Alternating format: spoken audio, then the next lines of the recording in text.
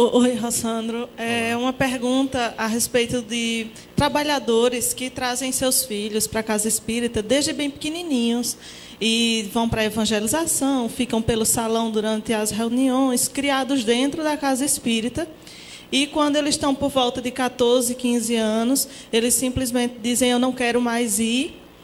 E você fica sem saber o que fazer, não quero mais ter religião nenhuma. E o meu tem 9 anos e às vezes eu fico já sofrendo por antecipação, pensando se isso acontecer.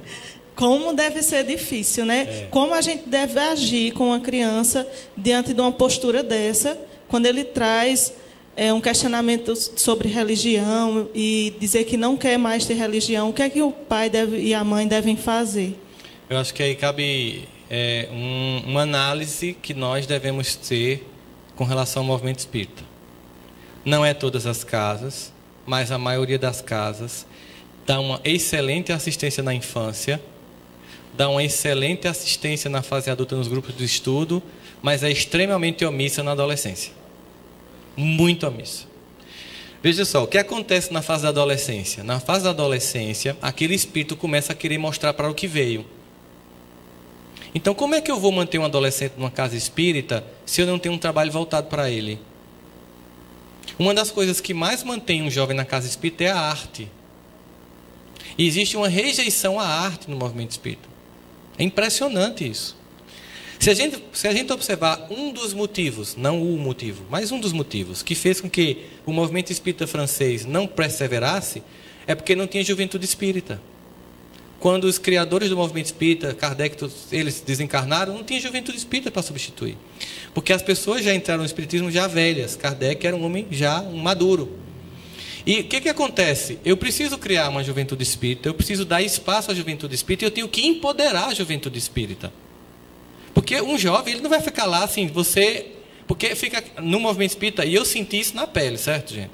No movimento espírita é assim, você não é adulto a ponto de fazer essas tarefas, mas não é mais criança para não fazer outras tarefas. Você fica num limbo psicológico. Você não consegue mais ir para grupo de estudo. Por quê? Porque você estuda espiritismo desde que encarnou. Você nasceu no lar espírita, vai para o centro espírita, estuda o centro espírita. Quando chega na fase da adolescência, qual é o grupo? É um grupo para iniciantes. Como é que eu vou começar tudo de novo? Então, precisa empoderar. Vamos lá. Bota para fazer exórdio, que é aquele comentário antes da palestra, para você treinar os futuros expositores. Bota para fazer assistência na mediúnica. Se você for observar a quantidade de crianças e jovens que fizeram parte da codificação, é impressionante. Hoje não pode, não sei por quê. Não pode. Onde está escrito que não pode? Não se dá poder. Sabe o que acontece? A pessoa muda de religião. Porque lá se dá toda a assistência à juventude. Tem arte, tem música, tem tudo. E aqui a gente fica botando o adolescente. Então nós precisamos, como movimento espírita, seriamente repensar as atividades para a juventude. Jovem precisa ser empoderado. Ele precisa receber espaço para agir. Porque se ele não receber, ele vai embora. Como é que ele vai vir para um centro em que ele já não é mais criança, não vai mais vir para a evangelização e não tem um trabalho voltado para ele? Por que não ter uma reunião pública só para a juventude? Feita toda pela juventude. Vai ter um dirigente da reunião, vai ser um jovem, o expositor vai ser um jovem, quem vai fazer a prece vai ser um jovem, uma vez no mês.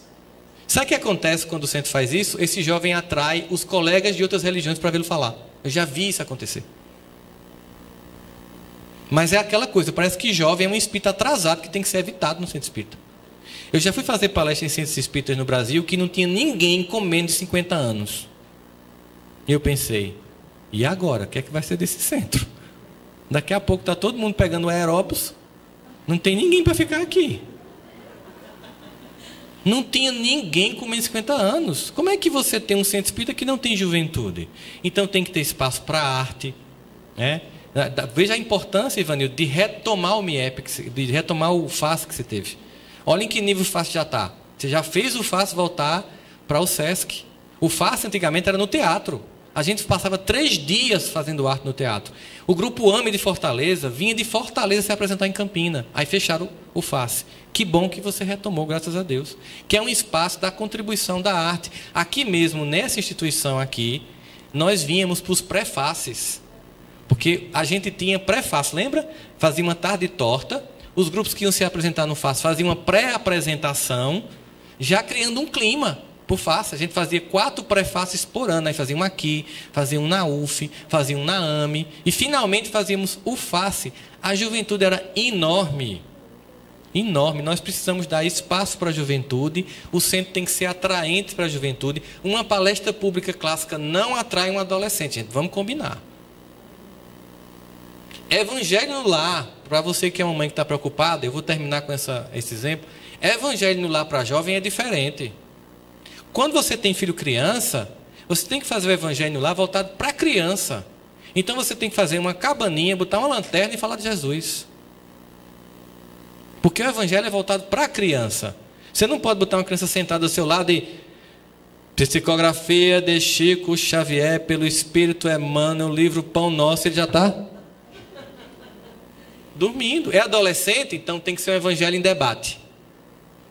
Eu estava fazendo uma palestra agora em Curitiba esse final de semana, e num dos grupos era com juventude. Tinha um monte de jovem a favor do aborto.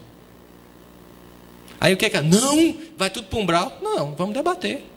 O Espiritismo tem argumento para explicar que não tem sentido ser a favor do aborto. Eu ouvi o argumento do rapaz, não, porque não sei o quê, e me tratam como se eu fosse um marginal. Disse, você não é marginal de jeito nenhum, porque é a favor do aborto. Embora eu não concorde com você nesse ponto, eu tenho certeza que você tem um monte de virtude. Eu queria argumentar com você o que o Espiritismo diz para não ser favorável ao aborto. Em vez de rechaçar a opinião, acolhe. Então, o evangelho no lar de adolescente é debate. Ele vai dizer que é a favor do aborto, ele vai dizer que quer transar cedo, aí você vai se desesperar e você respira bem fundo, faz de conta que é bem normal. Não, meu filho, não é o momento. Começa a conversar. Debate. Eu fui argumentar com um jovem. Ele tinha um monte de dados errados, que a indústria do aborto vende, que tem 1 milhão de mulheres que morrem no Brasil por ano. É mentira. Os dados do SUS não chegam a menos de 1.000. É tudo mentira. Não, mas aí a ciência, olha os argumentos, né? A ciência diz que não tem vida. Tudo bem, então tem uma manchete. Eu estava dizendo para o rapaz lá, tem uma manchete. Descoberto vida em Marte. Um vírus em Marte é vida, segundo a ciência. Mas um bebê de 3 meses não é vida.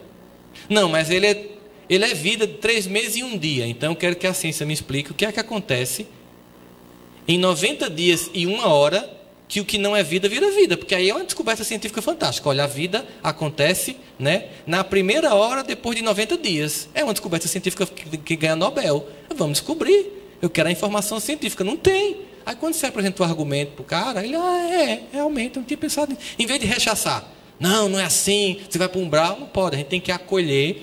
E repito, precisamos preparar um movimento espírita melhor para a juventude. Juventude tem que ser empoderada, tem que dar função a ela. E a arte é fundamental para a manutenção do jovem na casa espírita. Queria agradecer a essa manhã super agradável que a gente está aqui junto, refletindo sobre essas questões. O movimento espírita continua crescendo profundamente, né? Em 10 anos, segundo o IBGE, nós tivemos um crescimento de 67% do número de espíritas em 10 anos. Os evangélicos cresceram 22%, nós crescemos 67%. Nós crescemos silenciosamente. Nós ainda não ocupamos mídias, meios de comunicações, nem televisões. Ainda assim, e mesmo sem isso, nós crescemos. Temos atraído cada vez mais pessoas, mas precisamos atrair e manter. A doutrina é atraente, o movimento está precisando se tornar tão atraente quanto a doutrina, né? Porque senão vai ter muita gente que é espírita sem frequentar centro espírita. Eu acho que no mínimo metade dos espíritas não frequentam os centros. Nós temos que repensar o modelo, nós temos que melhorar as coisas, nós temos que ser mais atraentes para os jovens. Não entenda atraente como sedução pura e simples para ter adepto, não é isso. É que o jovem ache interessante frequentar a instituição. E com relação à filha é o seguinte, enquanto você puder, traga a força. Porque eu tenho certeza que se o seu filho dissesse assim, eu não quero mais estudar aos 14 anos, você não permitiria, não é verdade? Então, se você paga as contas, se você determina se a casa é sua, se você manda na sua família, se você cumpre o seu papel de ser pai e mãe e não virou amiguinho, ridiculamente seus filhos, traga a força como você manda para o colégio a força. Porque a gente tem que apresentar a Deus. Porque um dia, quando você faltar, o que você apresentou de Deus é o que vai sobrar, e é muita coisa, para resgatar esta alma. Então, traga sem vontade, do jeito que ele vai para o colégio, sem vontade. Porque eu nunca fui para o colégio com vontade. Não teve um dia na minha vida que eu amanheci feliz porque eu ia para o colégio. Não teve um dia, certo? Mas eu tinha que ir. Então tem que vir a força. Chega uma fase de rebeldia. Aí você tem que mostrar seu poder de mando. Esta é minha casa, você é meu filho, e você vai para onde eu for. Mesmo que você fique lá de cara moada, fechada, com raiva, fica lá e toma o celular, para não ficar aqui acessando o WhatsApp. Fica ouvindo com raiva, mas vai entrando. Vai entrando. Porque o Evangelho tem um poder infinito de transformação das almas. Muito obrigado, gente. Muita paz.